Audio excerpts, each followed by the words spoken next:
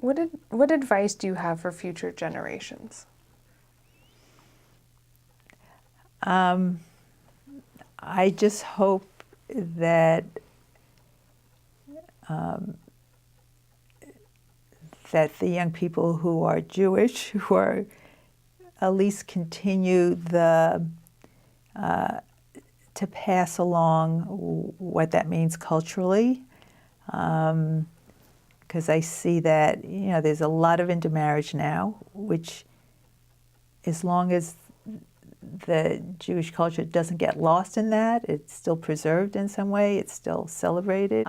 I just think that your heritage and your background's important, and I hope that, and I think it's important for kids to know where they came from and what's important to their parents, and I hope that they can, I think it's important that they continue to pass it on. So I hope future generations, even if they're not religious, and at least they pass on the traditions and the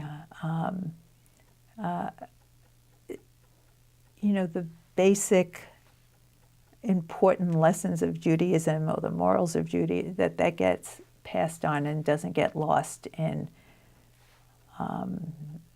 our culture now, which is so integrated. And I just, I think it's important to pass that on to future generations. There aren't that many of us left in the world. I would hate to see, it not continue.